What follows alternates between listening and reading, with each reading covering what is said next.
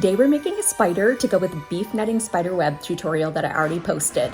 I'm Carrie with Scary Halloween, making props and decor on a budget. I'll be using 1/2-inch PVC pipe for the legs, and you'll need 8 of these 90-degree elbows and 16 of the 45-degree elbows. I'm using a little bit of chicken wire, a few cans of spray foam, brown spray paint, and some outdoor paint. For added flair, I'm going to use a little bit of fur material and these color-changing dome lights, which I'll post a link for. I'll be using these clear ornaments to go over the dome lights. Let's start by making a small tube and a larger tube out of the chicken wire. Now we're going to close the ends of the tubes to form them into a ball. I just pinch in the wire little by little, and it helps to wear gloves. Next, I'm clipping a few pieces of the wire that comes wrapped around the roll of chicken wire, and we'll use it to twisty tie on the head.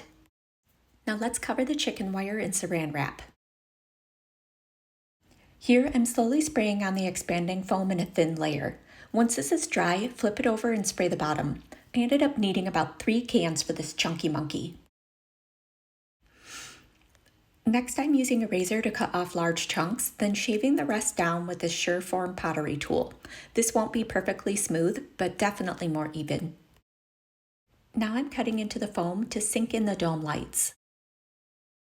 I'm going to use a piece of pool noodle to add pinchers and a stinger. I cut the pool noodle into a point, then hot glued on a piece of wire so I can shape it and glue onto the spider. Now I'm covering this in a layer of outdoor paint before using spray paint because spray paint will often eat away at foam, but you could test yours in a small area to see if this happens. Oops, I forgot to add the stinger to his butt. Let's paint over this too. Next, I use a razor blade to cut holes for the 90-degree elbows. Let's glue these in or add more spray foam to secure them. This will allow us to detach the legs for later storage. I then cut sections for the PVC legs and connected them using 2 of the 45-degree elbows. I had the spider propped up on some boards, but it's totally fine if you just let it rest on the ground. Now let's get him spray painted. I also spray painted the ornament eyes. Now for some finishing touches, I'm gluing on some fur to the middle sections of its legs. Here I'm placing in the dome lights, then gluing on the ornaments. Now let's attach the legs and check them out at night.